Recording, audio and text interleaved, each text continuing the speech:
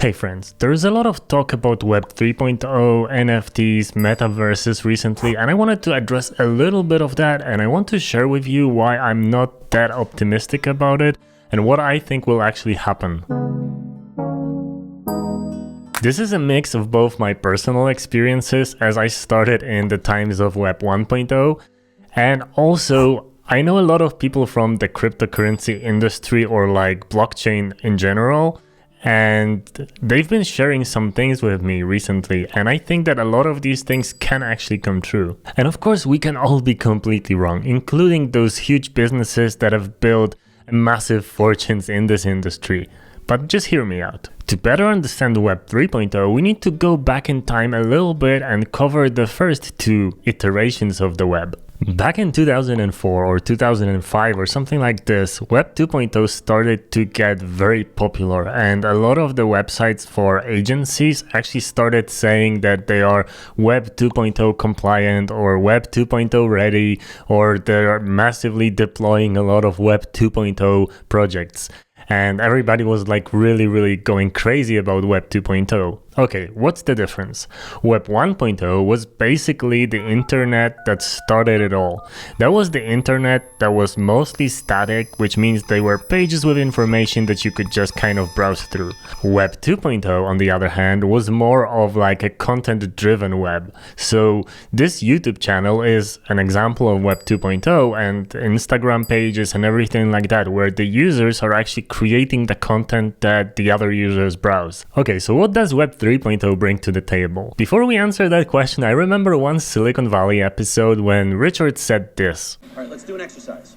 You've got unlimited time and resources. You can build anything in the world you want with your compression, anything at all. What's it going to be? 3, 2, 1, go. A new internet.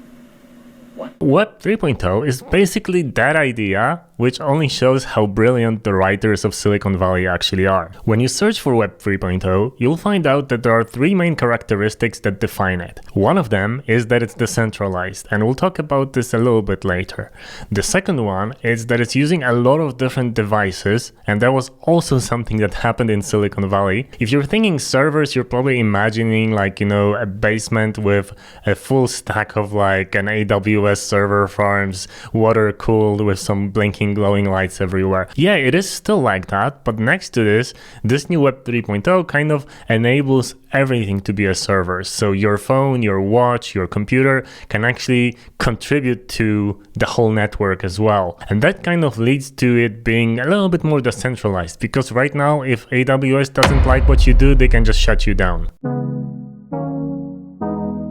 Okay, so back to decentralized. Decentralized means that there is no middleman between you and the recipient of whatever you're sending. So there is a circulating joke in the industry that when you send a message on Facebook, Mark is reading it. And of course, it's not necessarily true. I think his algorithms are reading it, but still, it kind of means that this is a centralized system because there is like a governing body, Facebook, that is taking care of everything that happens between the users. And in a decentralized internet, this governing body doesn't exist. That means that you're just sending stuff to the other person, and there's like nobody that can stop it, read it, intercept it.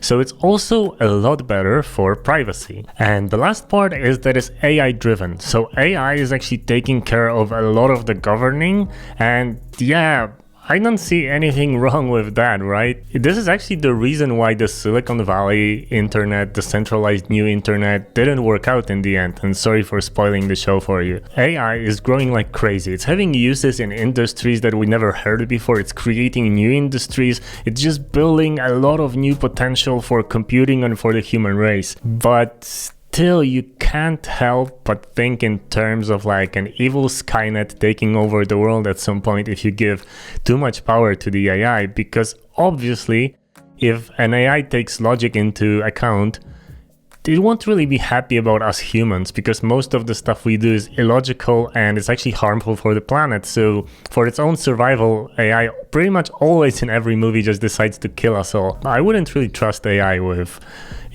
taking care of everything. But still, I'm gonna touch base on a couple of different things. We can come back to the AI part in another episode where we can just talk some doom scenarios. Today I want to talk about the biggest problem with Web 3.0.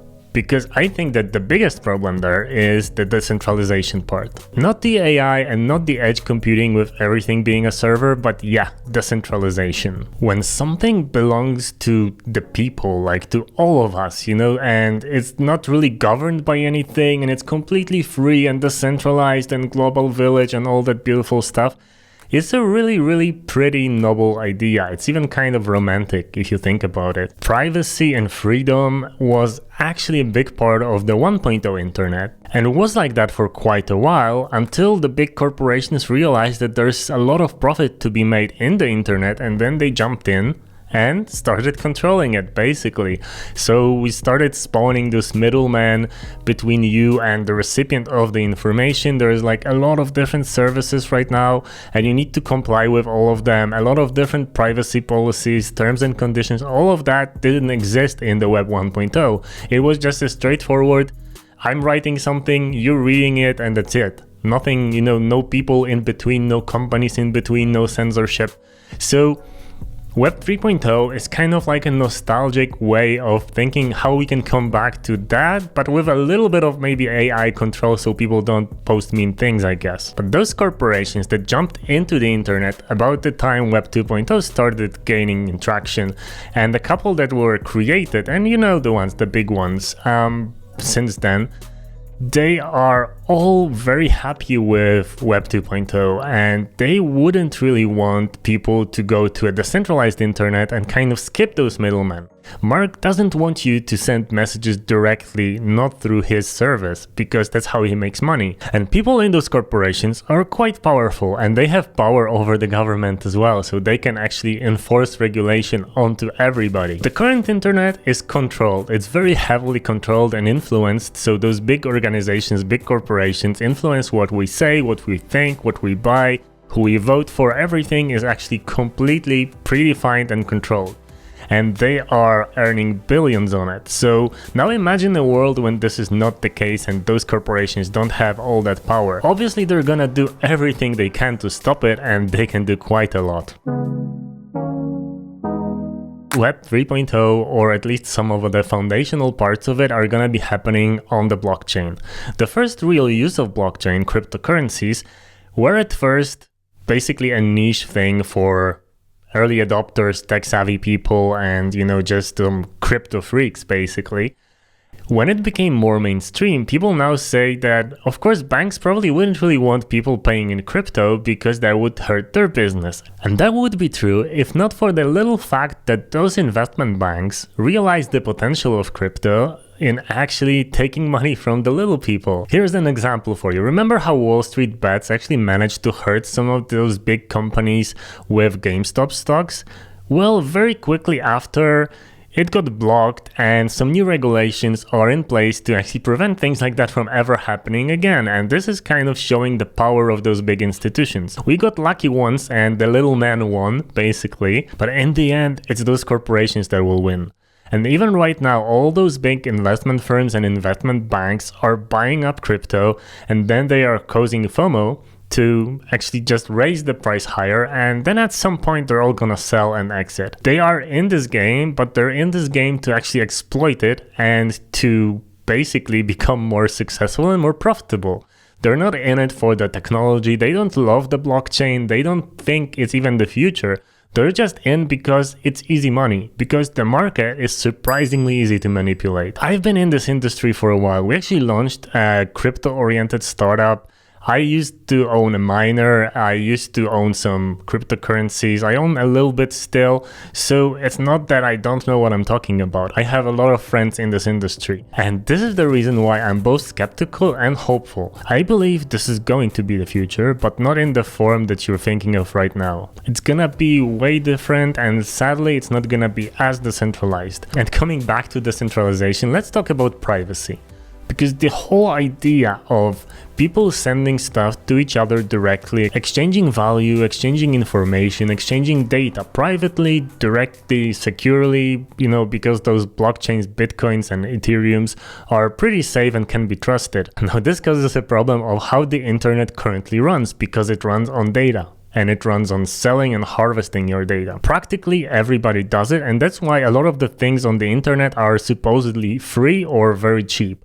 And if you don't believe me, go to your favorite design tool, to the terms and conditions or privacy policy, and see how they reserve the right to sell your data from other browser tabs, not even the one that the tool is running in, and maybe share it to somebody at some point. It's all very open, and maybe they're not doing it right now, but the option is there. And that's a design tool. It doesn't even need an option like that. Information is power, and your data is one of the most valuable things in the world right now. So if you're thinking $1 trillion business is just gonna accept it and go into the shadows and, fade away in the cards of history and stop existing because people want privacy now, then sorry to break it to you, but this is not what's gonna happen. What's gonna happen is that those businesses are gonna use every trick at their disposal to fight this and potentially to own it at some point. So it's gonna be a decentralized, centralized internet where it's kind of private, but they still own your data and they still share it to third parties, and advertising is running rampant as usual. And right now this growing market is still a little bit too small, so